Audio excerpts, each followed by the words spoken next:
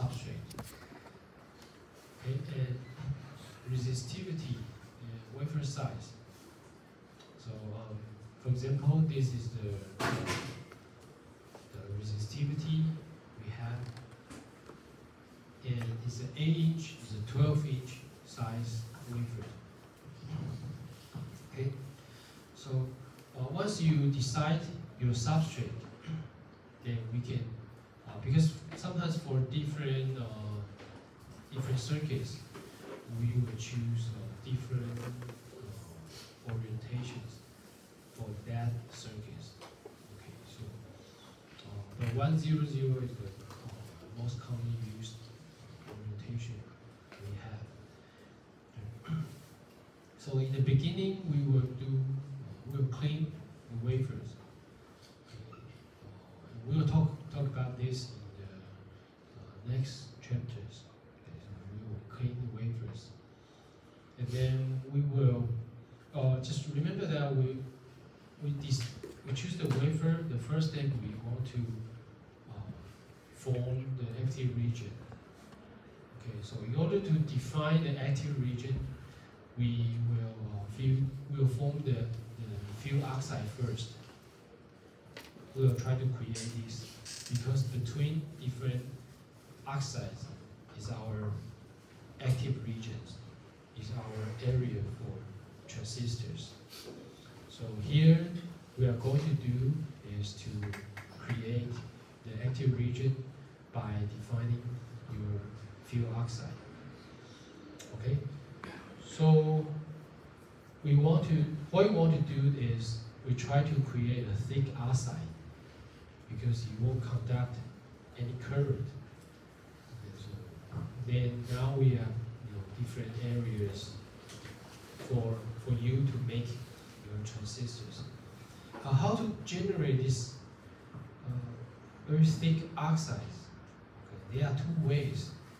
The first one is we are going to show you here is to oxidize your silicon.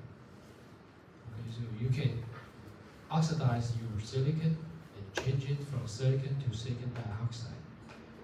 And the other way is to deposit thick oxide, thick dielectric. So either way, we can form these field oxides. Okay, so now the first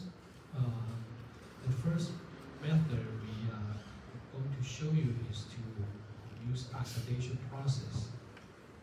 Okay, so in order to define the area, we have to create some mask. So in this case, we deposit or we can grow oxide. For example, we have 40 nanometer. We can put the wafers in 900 degrees C and with water vapor. So we can grow 40 nanometer silicon dioxide. And this silicon dioxide you will create is a compressive stress. Okay, because silicon dioxide, if you change silicon to silicon dioxide, you expand your volume. So for silicon dioxide, you have a compressive stress from silicon. And on top of this silicon dioxide, we deposit silicon nitride, which is a tensile stress. So these two can create a balance. Okay, so if you have a very thick dielectric, sometimes you will generate some cracks. This crack is because the stress release. So sometimes you have to be careful when we deposit or grow this dielectric. So this is the formula. We can put the silane and ammonium, so we can form silicon nitrides here. Okay, and then we can spin up your first photoresist here. For example, that 1 micron. Okay, so the pictures you see here is not drawn to scale. For example, this is maybe the hundreds of microns. Right? So this 14 nanometer compared to 1 micron. So the scale is not the right scale here, but just try to make it clear for you to understand. So we spin the photoresist, okay, bake. And photoresist is a hydrocarbon mixtures. So typically it's at 0.5 to 1 micron. Okay, so some photoresist, you can change the viscosity, you can increase, or you can change your spin rate. So you can have maybe more than 10 micron. Okay, that's doable. So different photoresist have different properties. Okay, so we have once we have a photoresist on top of these two films, we can have here it's a mask. In mask, we have like a pattern on top of it, and we can shine the UV light. Okay, so UV light will create will shine on your surface. Okay, so this area will receive the UV light and be exposed. Okay, so then you create some pattern like this. This area photoresist was developed in your developer. Okay, so we have this photoresist remain here. Okay, so from these figures to these figures, you have to remember that we go through the mask alignment and UV exposure and also the development. Okay, and you develop the photoresist, and then we etch these green layers. The green layer is our silicon nitride. So we can use dry etch, plasma etch with fluorine based CF4 or NF4 plasma. Okay, so this nitride with fluorine will become some volatile materials. This is gone, so we can etch away this silicon nitride here. Okay, so in the plasma, so you have plasma etch with silicon nitride. But here, plasma will be blocked by your photoresist. So once you finish your etching, we can strip the photoresist. You can use sulfuric acid or O2 plasma, oxygen plasma. Okay, then we can remove this oxide. Okay, so that's the step here. Okay, so here here show you that there's a negative or positive photoresist. What does that mean? The positive photoresist means if you expose in the UV light, it will absorb the UV and then dissolve in the developing solution. Okay, dissolve in the developer. For example, if we have mask. Like this, so we shine the UV light, and this area photoresist, they are exposed to this UV light and dissolve in the developer. Okay, so that's the case that if you want to use a positive photoresist to create a pattern like this. But on the other hand, if you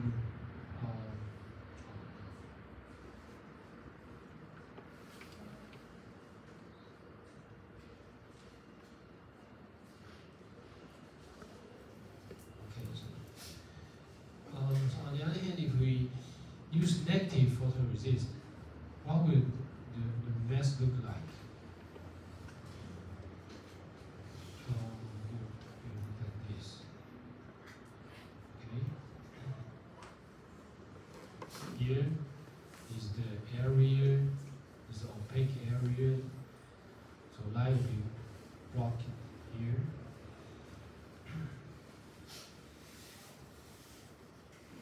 And you shine the UV light, and this area was exposed to UV light and become soluble. So it won't be dissolved in your developer. Okay? I hope you can get an idea of this positive or negative photoresist. So if you use different photoresist, you have to change your mask pattern. Okay, but if your mask pattern has been determined, then I think your photoresist will also be determined. Okay.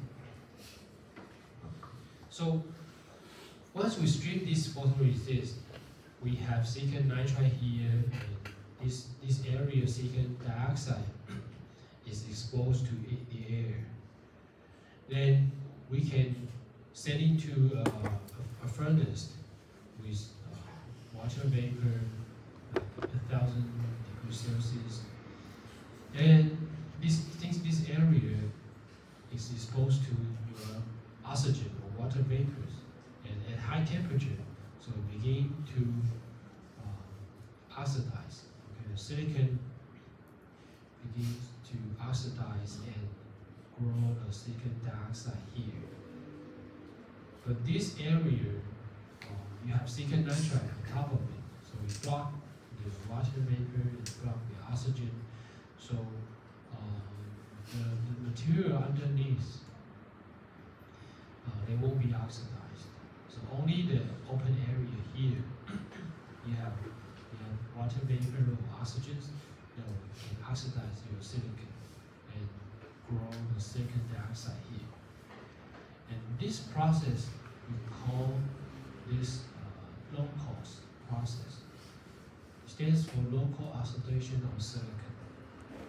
Okay, so this low-cost process is, we still use this low-cost process for some larger technology node, for some power device, because we don't care that much about your critical dimension. And this process is more easily to be applied, the cost is cheaper.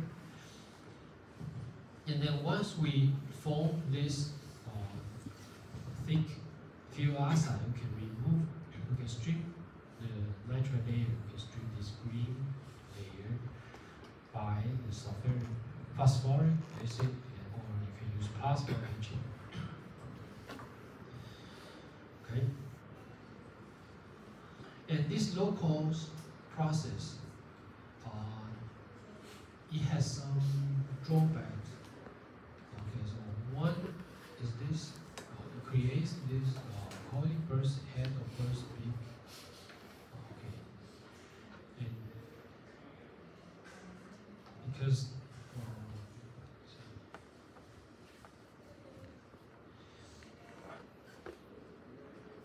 this burst peak is referred to this area. Okay.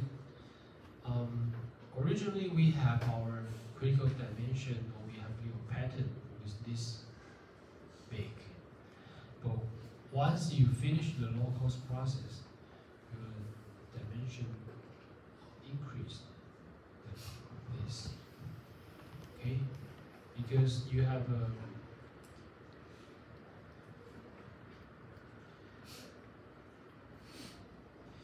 your oxygen will react with silicon here, but also a little bit silicon underneath your silicon nitride and the boundary here. So that causes your oxide actually extend underneath to your silicon nitride and increase your feature size. Okay. So that's the burst peak that we have for this low cost process. But we can try to reduce that. Okay, we can try to reduce that by inserting the polysilicon between your silicon oxide and silicon nitride. This polysilicon, if you have a polysilicon sandwich between these two dielectric layers, we call it a polybuffer low cost. This polysilicon can help release your stress. Okay, so in this case, you can have a thicker silicon nitride. Okay, previously, you can our silicon nitride thickness is 80 nanometers, and silicon dioxide is 40 nanometers. Now we can have a much thicker silicon nitride because you have polysilicon to help you to release the stress. So if you have a thicker, for example, we have this green layer. For example, we have this thick silicon nitride. So that will prevent the oxygens from going to deeper from your boundary underneath your silicon nitride. So you have less lateral diffusion and less burst peak. Okay, so that's one way we can. Of course, you have to add more cost because you have to deposit another silicon polysilicon layer. Okay, so the other way to reduce the burst peak is to use shallow change isolation. And this STI process has been used for more advanced technology node because you try to control your critical dimension. And in this case, we don't need a high temperature oxidation. We can just etch silicon change here and create a vertical sidewall, and then we can fill this change with dielectric silicon oxide. Okay, so we deposit silicon oxide here to fill this area here. But so this is the process that the first you have to draw a thin linear layer oxide to reduce rounding corner, because you have if you have vertical sidewall and like 90-degree corners, if you try to fill this hole, sometimes you create a void here. So a thin linear oxide is important, so it can help you to round this corner. So after that, you use CVD to deposit your oxide. You can fill the voids or gaps, especially around this corner. And this process, we can use a tool called HDP, high density plasma deposition or etching, because you can deposit and etch at the same time. So you can fill the void or the gap more easily and without creating any voids. Okay. If you have voids here, then you have reliability issues. Okay. So STI is another process that we can use. Okay, so after you deposit this thick oxide, you can use CMP to make it a flat surface like this. And this silicon nitride underneath will become a polishing stop because your polishing rate will be different. Okay. Okay, so both low cost and STI can create can make electrical isolation between your devices. But STI provide more compact solutions. The critical dimension won't change and it can be more compact. Okay, so let's go back to this step. Okay, so once we have our field oxide formed in this in our substrate, and we remove the silicon nitride, we remove the green layer here, then we can create the active region by forming a P well or N well. For example, if you want to do the P well first. Okay, so P well is for CMOS. Okay, so we need to implant like boron, those P-type dopant into our substrate. So we need another photolithography process. Okay, so we spin down photoresist and do the alignment and UV exposure and remove the PR. Okay, that's what I just said is the pictures that we didn't show here. Okay, we have photoresist, we have alignment, exposure, developing the photoresist, and then like this. Okay, so here we show you we use the boron iron to implant our silicon. Okay, so we still have this thin silicon dioxide here, and your boron, if you have higher energy, that can penetrate through this silicon dioxide, and also penetrate through this field oxide here. But we have to control the energy, so the iron can be trapped here in the PR, and they won't go into the material here. Okay, so you need to control your field, electrical field that is used to accelerate this iron to provide a connecting energy to the iron. So this energy and the total dose that you can easily adjust, and it can be simulated in some software. Like for example, we will have some homework for you to design some implantation process to create a correct doping profile. Okay. In maybe after 1 or 2 months, when we talk about the implantations. Okay, so here we have the voltage or the electrical field we have, and this is the dose we have. And this dose, we counted that per area. Okay, but once you add this iron into your silicon, you will create the volume concentration like 10 to 16 or 17. Okay.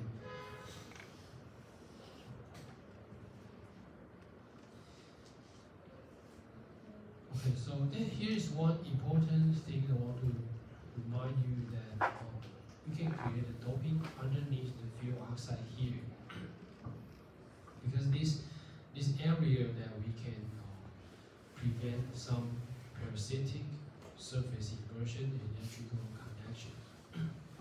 That's why we want to control your voltage, this iron can penetrate to your field oxide.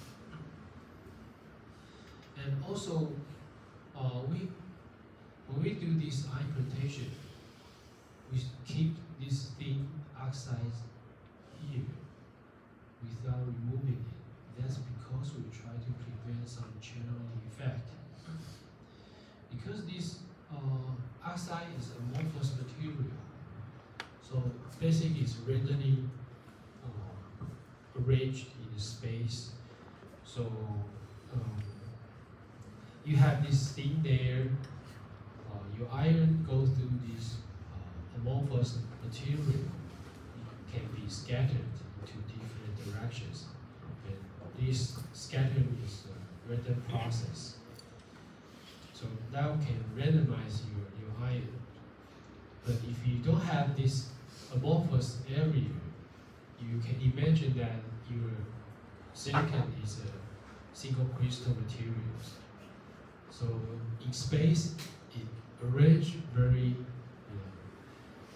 at its position. So you can imagine that, okay, if you have iron, you have silicon here, silicon here, silicon here. The distance is the lattice constant. And if you have iron just implanted between these two silicon atoms, then it will go very, very deep. And that's called the channeling effect. Then in this case, you cannot create the correct implantation profile that you want. So we need to have like a amorphous layer on top of this single crystal. Try to randomize the iron directions. So statistically, the iron distribution will be like a Gaussian distributions by penetrating to these amorphous layers. Okay, so once we finish the P-well process, then we can strip the photoresist here, and then we do it again.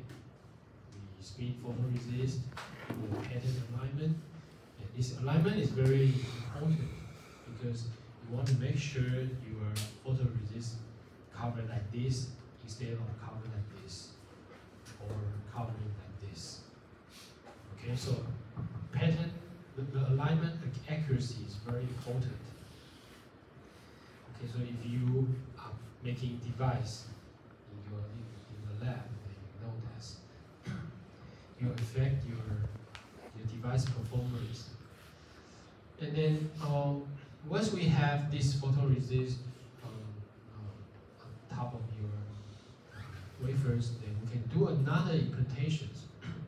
This implantation we form an N-well. So we use phosphorus ion to bombard your surface. Again, they will penetrate to this area, this silicon oxide, and also the fumed oxide.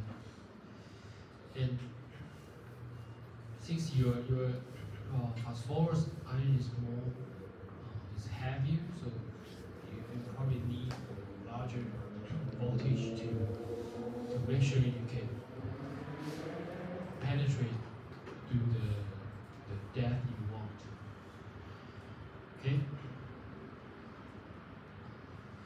Like for example, if you want to implant phosphorus and boron to make sure they have the same distance or the same depth, your implantation energy should be different because the mass, the ion mass is different. Okay? So once you finish the implantation, we remove the photoresist, and then we can do the thermal annealing. And this thermal annealing process, we can repair the crystal damage that is created by the implantations. And also, not only repairing the damages, we can drive in the most dopant to the certain depth that we want. And this thermal diffusion, because at high temperatures, those iron will gain a lot of energy to begin to diffuse from high concentration area to low concentration areas. So you can drive in this dopant to 2 to 3 micron deep. And this driving is an accumulative process because in the following step we still need some thermal process.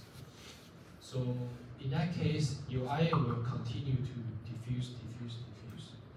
Okay, so that's very important. You can control your thermal budget to make sure that, okay, in the end of the whole process, the dopant profile is the one you design. Okay,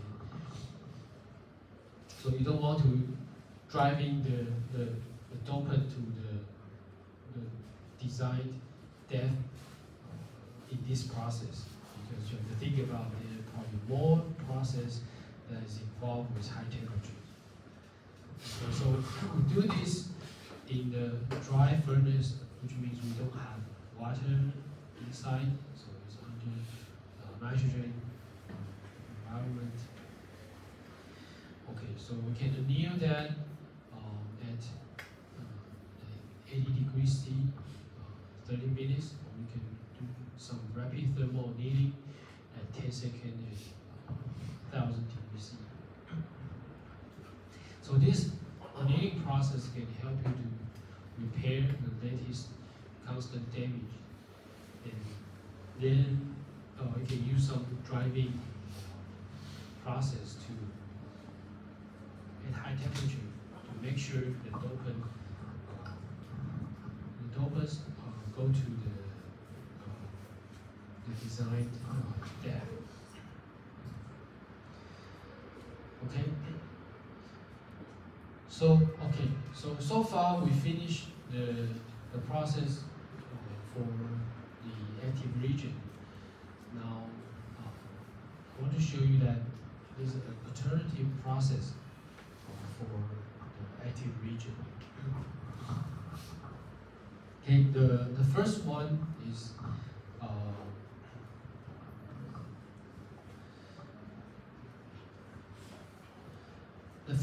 is okay, just right after this active region definition, before going to the fuel oxide formation, either by low-cost process or STL process,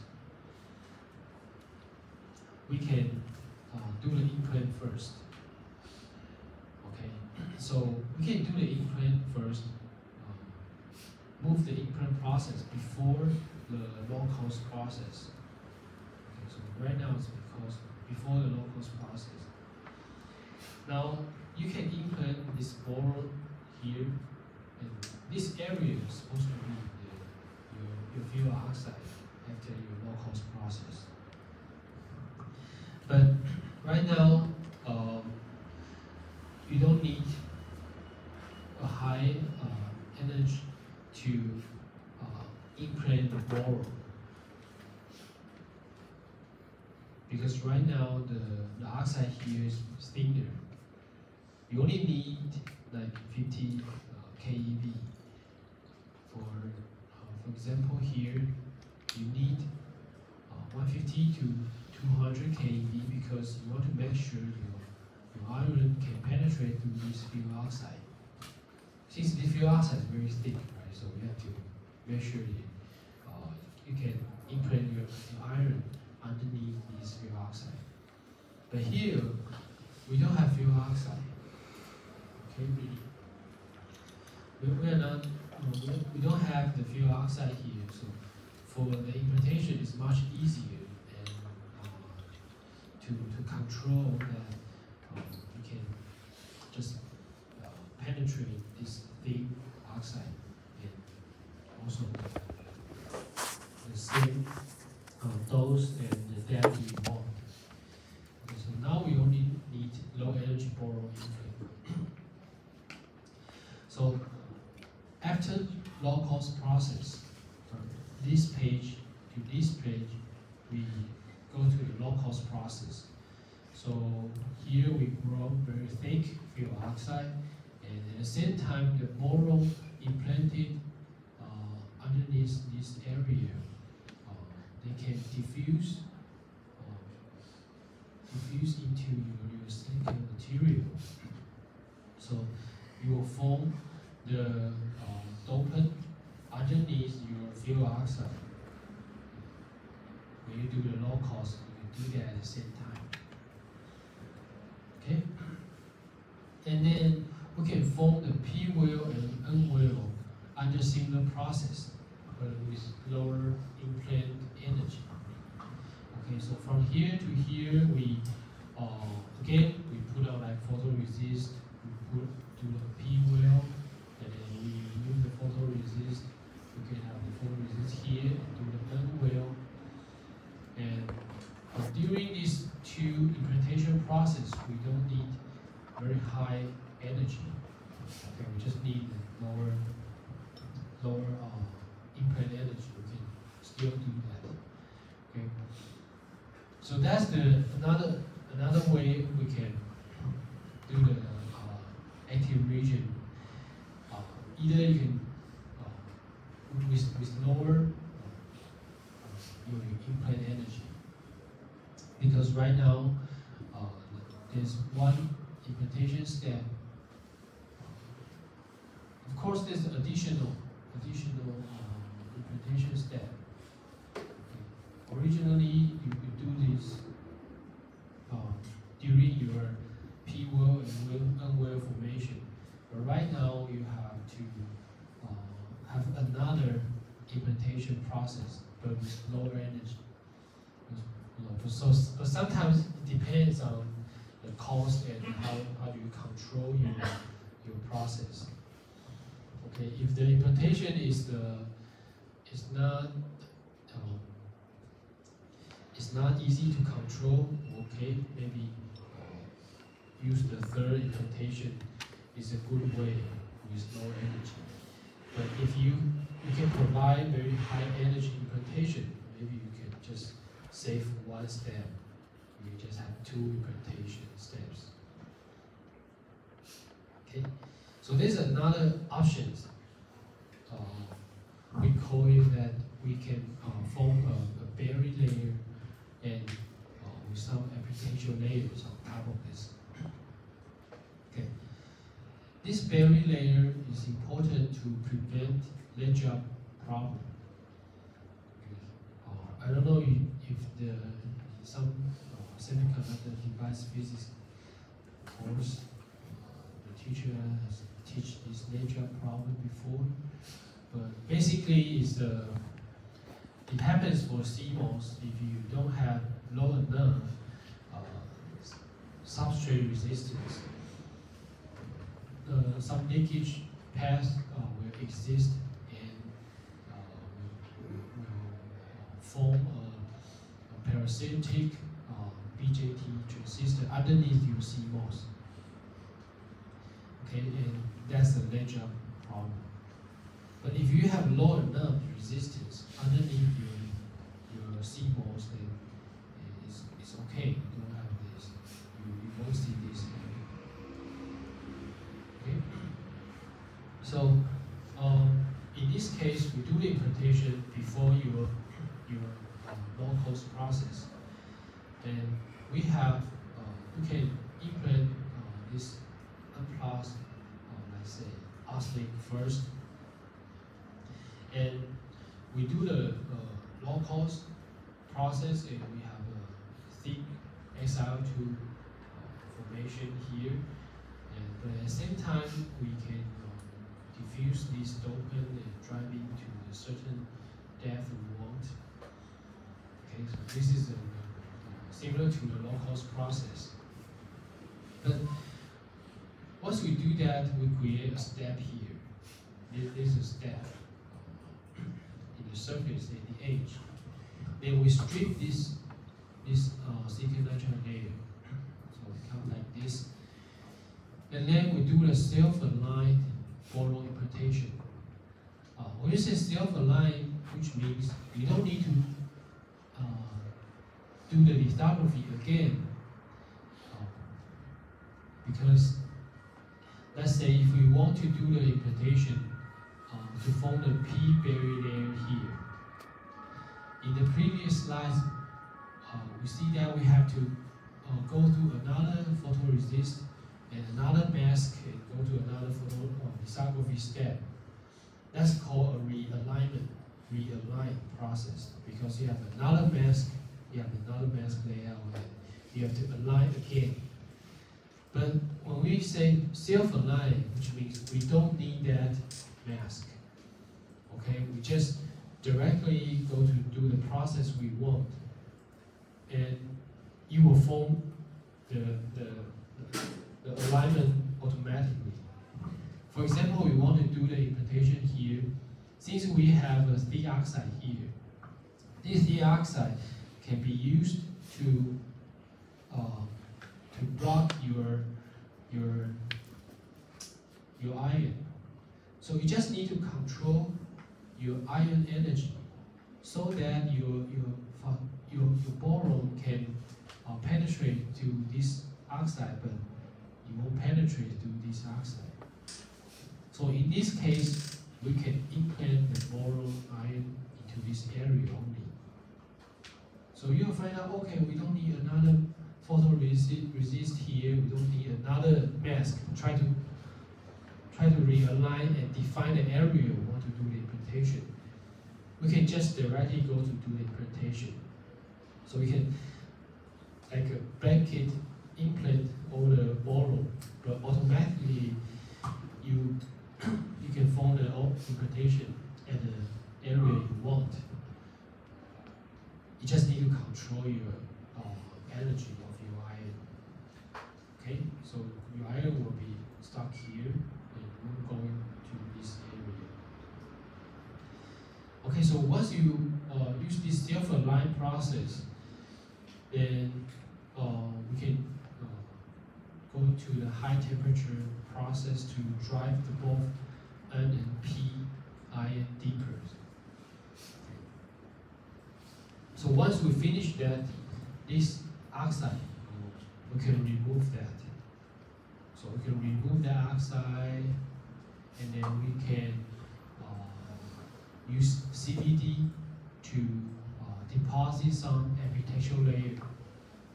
Okay, so we have silicon here. We can deposit silicon here.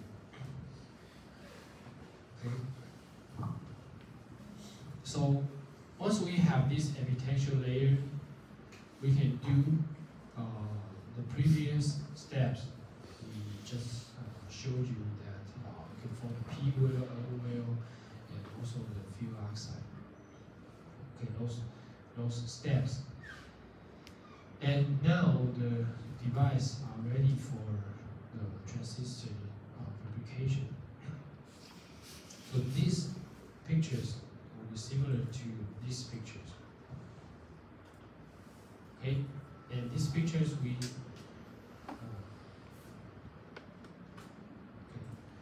so here I just provide you another alternative process that we can make a barrier and epitaxial layer here.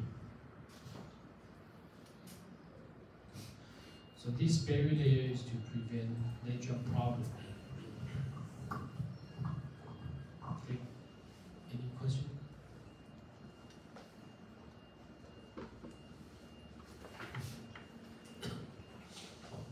就是这边这一页跟到这个337页这个是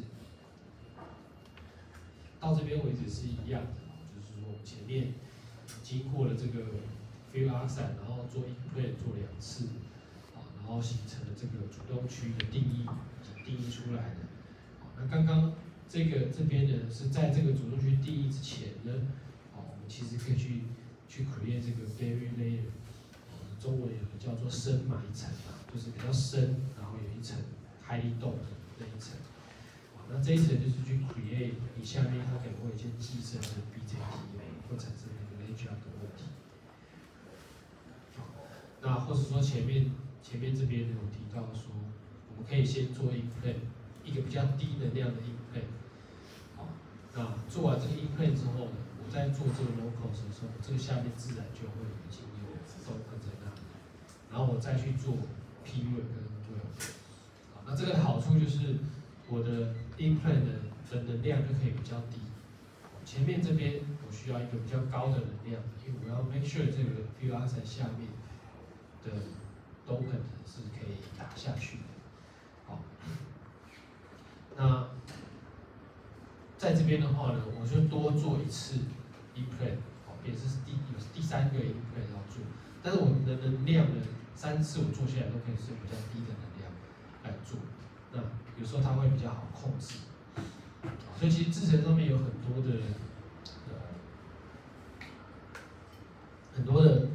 弹性跟调整，是根据你的，比如说你手上有的 tool， 或是你今天是做什么产品，它所看重的是什么。当然你就是要让它的良率跟成本都，良率越高，成本越低，就越好这样。好，我就中文再讲一遍，我怕大家没有听得懂英语的意思哦。好，这样可以吗？还有没有问题需要再中文再说一次 ？OK， 好。Okay, now we have our P well and well. That's our active region. Okay, we already defined the active regions. Now we can begin to make our transistors. Okay, we have to put on our gate, we have to put on our source and drain, and you have a transistor. Okay, so now here we show you this it's a gate first process, which means we put up gate before your substrate formation. So in your gate formation, there's one step which is quite critical, is your threshold voltage adjustment. Okay, here is the threshold voltage equation. Okay, relate to this a lot of parameters here, but I'm not going to these details. You have to go to other class, semiconductor device physics. I think they will explain this very clearly. So you can see that, for example, this Na is your substrate doping. Okay, this Na substrate doping will affect your threshold voltage. So we have to make sure your Na is in the correct value. And not to mention this, some ion interface charge. Okay, so we will talk about this later. And okay, so now we use this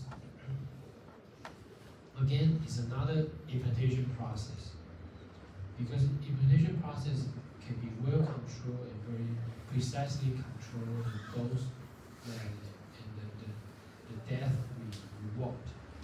Okay, so we'll use implantation process a lot in the CMOS application. Okay, so now we have that 50 to 75 keV for 1 to 5 times 10 to 12 centimeter square. Okay, so now we can adjust the doping here. This area is important because it's related to your transistor, okay, the threshold voltage. And of course, the dose and energy, you have to calculate it correctly.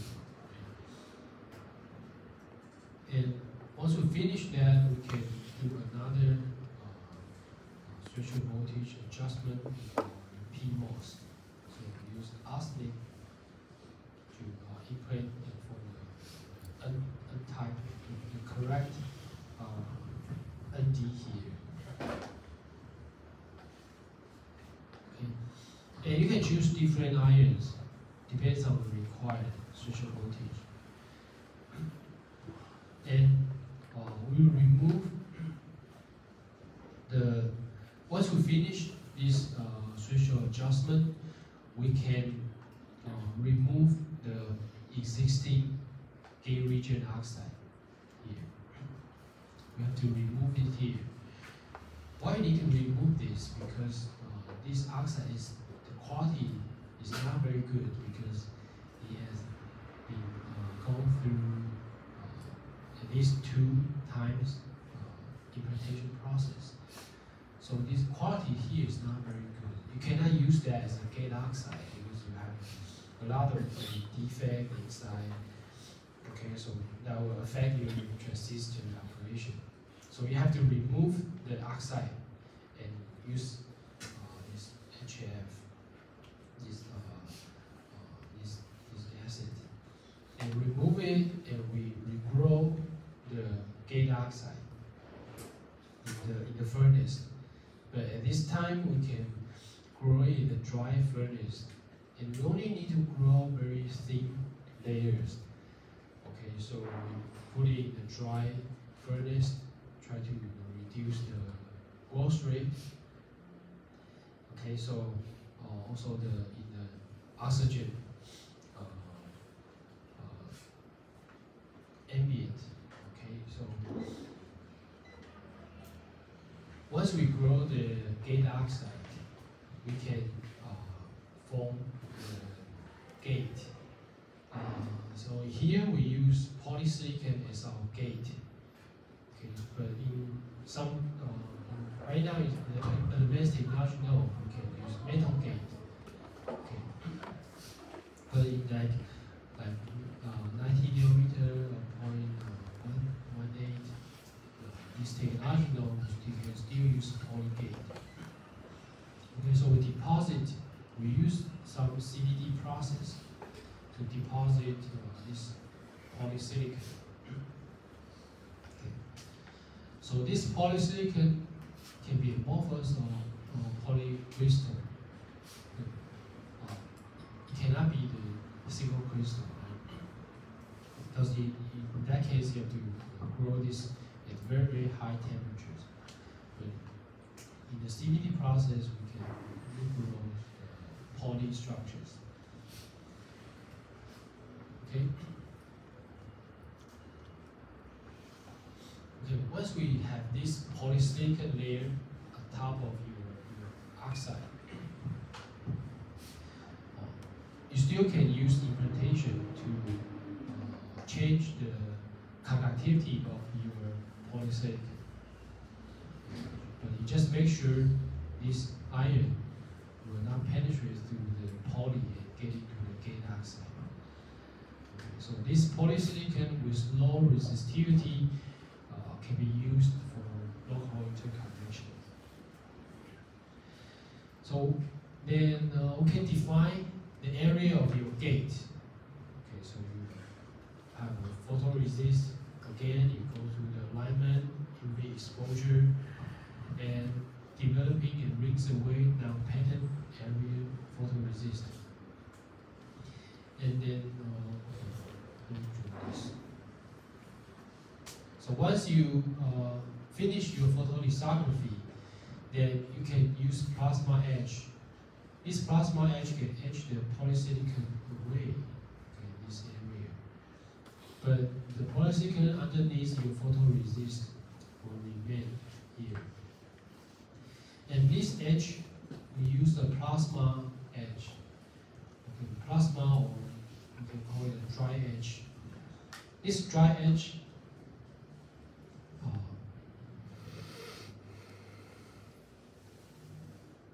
we create a plasma in the chamber, and we can provide the accelerating voltage to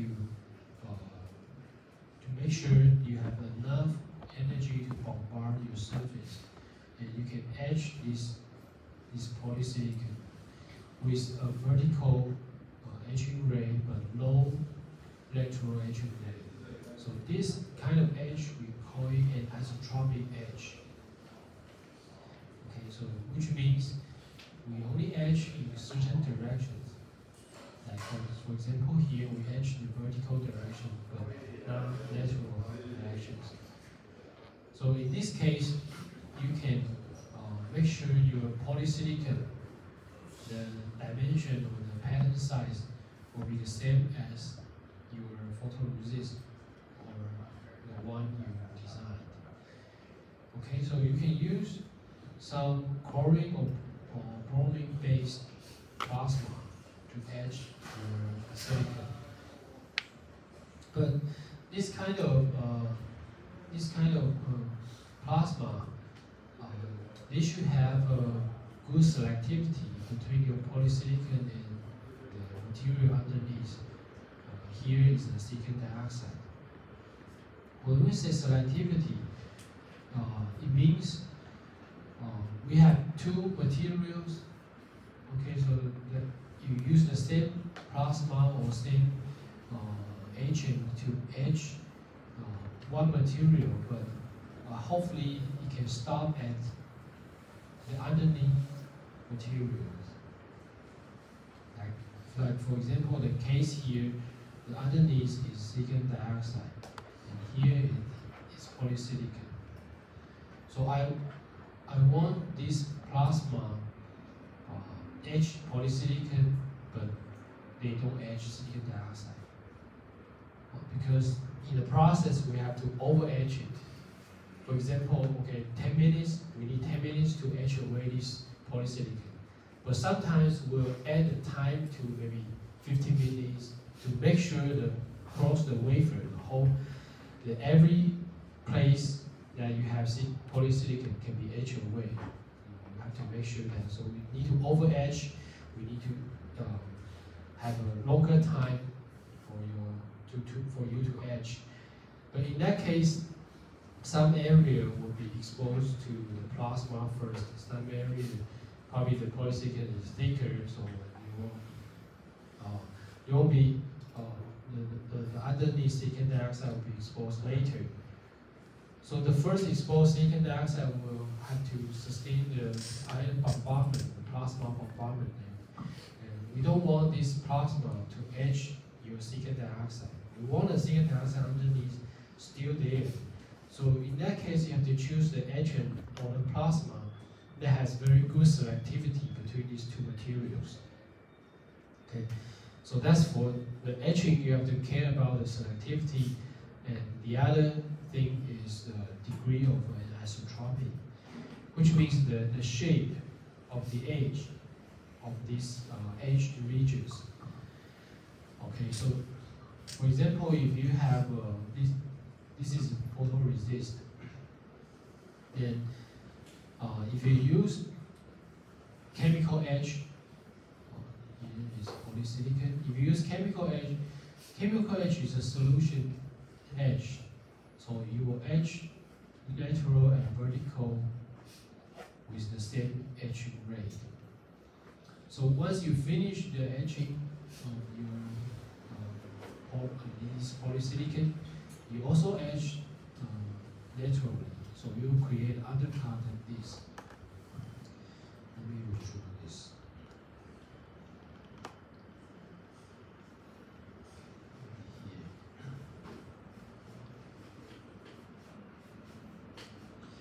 Okay. Let's say this is your photoresist.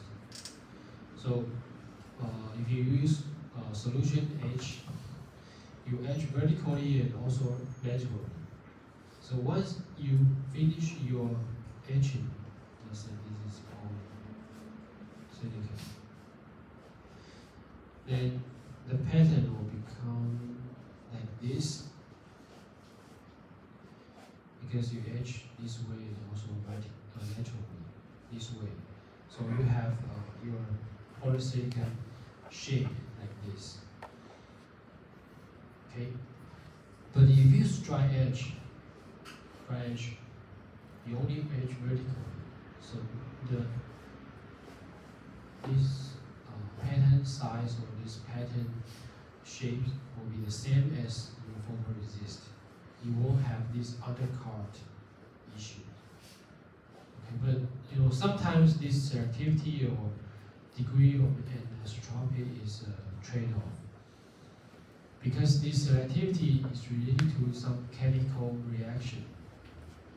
But if you use physical bombardment, usually there's no selectivity, or selectivity is very low. because no matter what, I just use iron to bombard. So it's bombard your polysilicon, bombard your silicon dioxide. This kind of physical bombardment will give you very low selectivities, but it will give you very high degree of anisotropy. But you use wet etching or use chemical etching, the selectivity will be very good because all the chemical reaction depends on you have different chemical reactions, right? So you can react with one material, but it was very active with the other materials. But in that case, your anisotropy is not good because the chemical can go, or the solution can go vertically all the directions. So you will create this undercut problem. So these are trade-off. We don't want this undercut problem because your critical dimension will be missed, and we want the size is the same as you designed. Okay, so there's a trade-off between these two. Yeah. I think we'll talk about this on the chapter on etching. Okay, so now we have gate formation.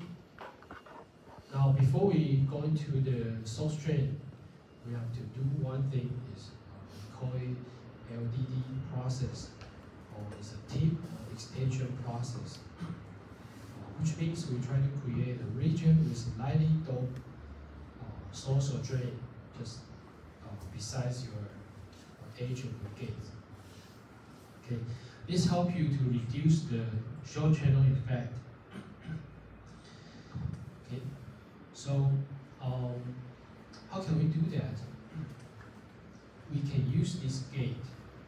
Okay, so again, we go to another mask photolithography. I think we need to take a break. Okay, then let's take a 5 minutes break.